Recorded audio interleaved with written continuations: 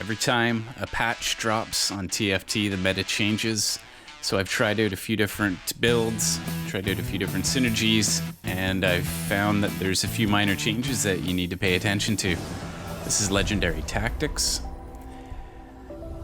So this will be a combination of looking at patch 1010 as well as the game that got me to Platinum 3. So I decided when this patch dropped I needed to stop being a one-trick pony. I used the Mech Infiltrator build during the last patch to get up to Platinum 4. And so I started experimenting. Basically, whatever Mort said he buffed up, that's what I tried out. So first I gave Rebels a try. They have more damage now, and that worked out well. I got a first out of that. Then I shifted to Wukong. He is apparently stronger now because he targets specifically rather than generally. So that worked out well. I think I got a first or a second out of that. Just on a side note here, you can see in my early game, I'm just deciding which way to go, if I'm going to do some space pirates or I like just having strong units out there though. And early game Poppy does a real nice job. I got the Vanguard going just in case an early Jace drops. I'm holding on to Leona. I got the Mordekaiser out there, so I could do Vanguard 3 already. I'm also starting to see some of the build coming up for the mech build. But there's also a Star Guardian potential now that I've got Ari. And so if you are thinking about doing Mech Pilot early, there's a few different builds that do work fairly well.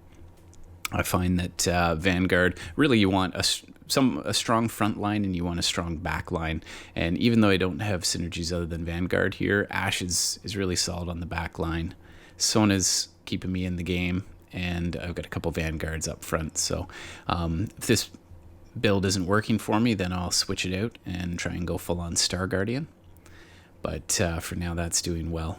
But so anyways, back to nerfs and whatnot. So early game, I also like to get characters that I can level to fairly quickly because I don't like to have a lot of money tied up on the bench waiting for that character to drop for the higher level ones. So you can see I'm starting to collect for Mech Pilot. I got a Kha'Zix, an Annie, and a Kaisa, but I've got a lot of economy on my bench now. So I'm going to need to make a decision and decide which way I'm going to go.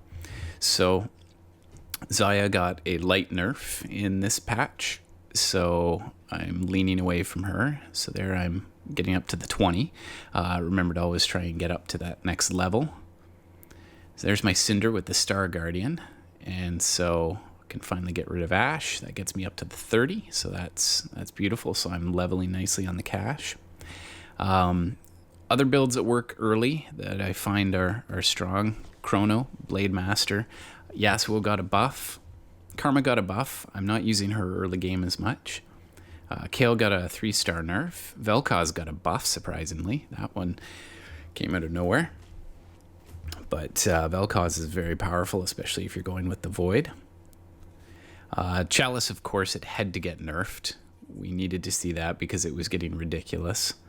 And Morellonomicon got a slight nerf, but I've actually tried it out and it's worked fairly well too. So overall, the patches, you can play to the patches and what they're, I mean, it seems that in this game, they don't want any single build to completely dominate all the rest. However, whenever a new meta comes out, you can look at the leaderboards and there tends to be a pattern that you'll find there. So if you look at it this week, the pattern is Chrono. You've got your Mercenary. There's almost always a Mercenary in there. Celestial's up there. Blade Master's in the mix. So you can kind of gauge by those players who are playing all day, every day at that challenger level what builds are really going to work for you. They adjust really quickly. Part of the game, though, too, is just what do you enjoy playing? What's a lot of fun? So I found that in this game, it was handing me a mech build, so I've already got a lot of the core elements of the build. Of course, the key for doing the mech build is to get your fizz. You usually want to get fizz by around level 441, 42, so that you can start that pivot. You don't want to invest too heavily in your early game build and not be investing in your later game build. So I'm starting to create weapons you can see that I'm going to use in my mech build. At this point, I mean, a Giant Slayer and Poppy isn't great, but it's fine. It'll get a little extra damage on those high health champs, but that's going to transfer straight over to my Shaco. You can see on my Ari, I've got a Morellonomicon, which is great for her. She gets lots of contact on her super, and that's going to go over to Kaisa. So got stuck with the belt on Mordekaiser there, but I can probably turn that into another Morellonomicon or maybe some Warmog's armor for the mech. It's not my first choice, but if you've got it, you might as well use it. Something else that people have been suggesting works really well is the red buff really early on, especially on blasters, the blaster brawler combo. So I've got a great combination of weapons on the bench I can start forming with. So I'm at 4-1. So this is when I want to really start thinking about pivoting. So you can see I'm in pretty good shape. All I'm lacking is my Fizz. So with a bit of luck, he'll come up soon. I don't roll too hard, just the slow roll down to 50. You don't want to panic too fast because I'm at 76 health. As long as I'm not below, 50 health, then I'm fine to pivot really at any point. But once you hit 50, you want to start going a little more aggressively for Fizz. So I was lucky enough to hit 2 of them there, which is fantastic. So I got the build out early.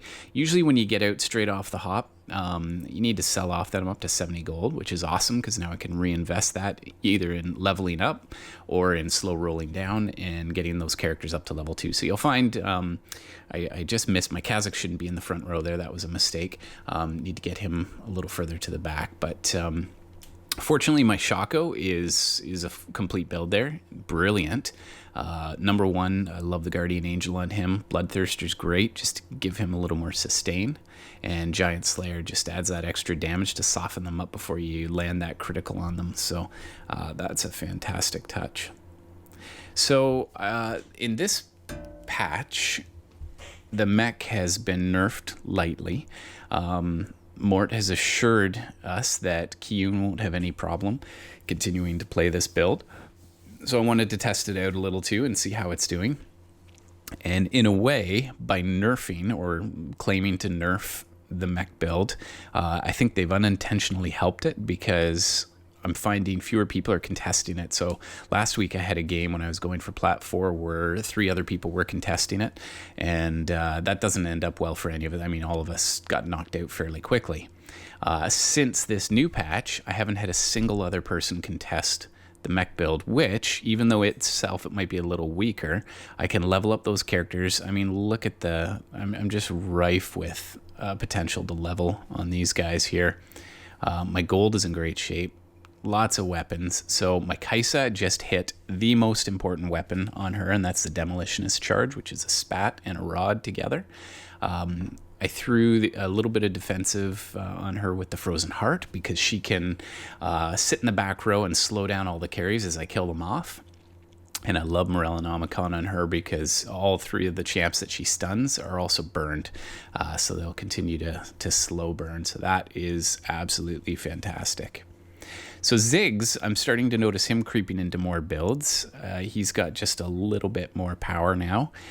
He's great against, say, a Vanguard line if you're up against that. So I'm pretty solid here, sitting at 68. I got my build in good shape. This is when you can start to think about going to level 3s. My Shaco is really close. Still at 64. Okay, there's my Echo. So at this point, Echo is a great swap for Kazakhs. I like, he's a 5 instead of a 4. If Kazakhs goes to level 3, I'll get him back in. But Echo is great too. Just freeze the game, slow things down, zap around, do damage on every single character.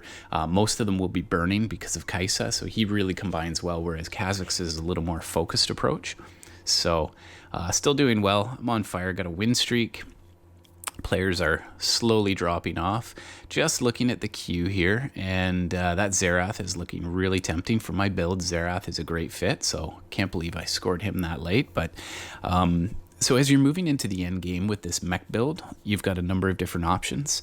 I find that Kale, Lux, Xerath, and Misfortune tend to be the last piece of the puzzle you throw in, and at this point, I've cheated out Xerath, so I'll just stick with him. I may consider leveling or just rolling down for Shaco here. But Xerath with the Hex deck is fine. It's good if you can get a Quicksilver on him too. This is the only major piece of my build right now I'm missing. My Mech Pilot really needs a Quicksilver on him because if my opponents are smart, then they're going to Zephyr me and they'll pop him up, and then all of their attention is going to focus on killing my Infiltrators. So there's a Xerath that's really interesting me, so getting him up to level 2 is awesome. So I've picked up the Darkstar buff because I've got both Lux and Xerath out there. They both sit on my back line and do tons of damage, which is fantastic. So this is the guy to beat. He is in charge. He's a boss with that Mordekaiser up front. So you really have to take that Morty out if you're going to get through this guy, and I am not having luck doing that. So that level 3 is a real beefcake there, so I'm going to need to level up. So to the question of Kale, Kale is great because she'll give you your Valkyrie buff, but if you can get a rapid fire cannon or a Ginsuo's on her, that's fantastic if you just happen to have that. But otherwise, I think Xerath is a better choice, and Lux is going to appear in more of the final builds than Xerath or Kale. I would also, especially if it's a level 1 Kale or a level 1 Misfortune that gets onto the board, always choose the Misfortune. She just does so much damage, especially if you can buff her up with some extra weaponry. So I would actually suggest that almost all your weapons, as I've done here, all my offensive weapons are on both my Kale and my Shaco. They're really the ones who are carrying my team, and it'd be nice to have a little more defensive capability on my Mech Pilot because he's got to survive. But there's my 3-star Shaco. I didn't rush it, but now that he's in, that is going to help. 3-star Annie helps too. Can't complain about that. So that's going to buff my back line and my front line considerably. So as I say, you can see some of the opponents are using Zephyr, but not really too many, and the ones who do have Zephyr in this are actually misplaying it, and they're not popping my mech, which it's an easy grab. You see him right up front, and that should be fairly simple. Like right there, that guy's got the Zephyr. He should move his Malphite up so that he gets my Mech Pilot, but it doesn't look like he's doing that. So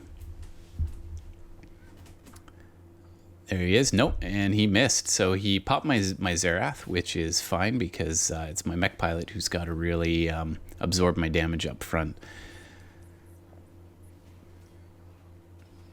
Frozen Heart is not the greatest choice.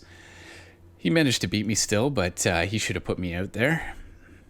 Frozen Choice isn't the greatest option on Xerath. It's fine. If I get Infiltrators leaping back, it's going to slow them down a bit, but really it's open season if they get back to Xerath. So that weapon would probably be better up on my front line, or the Infiltrators who are leaping into their back line. So here's an easy pick. Get the Misfortune. I'll cheat her out. That gives me a little bit of a power surge. I think I filled my bench to cheat her out. I mean, there's nothing else that's really going to give me a huge surge there in terms of the weapons. Most of the characters who would benefit from those are already out, so Misfortune, I think, is my best option there.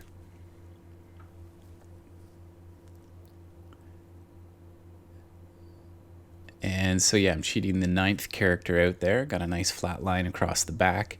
And if they do get back there, now they've got Misfortune, they've got Xerath, and they've got Lux to deal with. And Lux and Xerath really give a beautiful sorcerer buff, which really actually helps Annie quite a bit, especially when she's a 3-star as well. So this build looks pretty solid. I can't actually believe that it's gone so quickly, Plat 4 to Plat 3. It's been about 3 or 4 games, and consistently hitting top 4. So I would suggest that you actually don't aim to win every game. Just aim for the top. Even top 5 is fine. You're only going to go down about 7 LP if you hit 5th, but top 4 you're going to be slowly moving up. So you need to know when to bail. And wow, looks good for me, 5-on-1, but man, this is the bane of my existence. I cannot take out that Mordekaiser. Is just crushing. So if I had a little something on Lux, she would have finished him off. but alas, I'll have to settle for a second place in this one. But gets me up to Plat 3. I'm going to continue my quest for Diamond. Like, subscribe, help me get there. If you've got some tips and suggestions, if you see something I'm doing wrong, please tell me what I should change.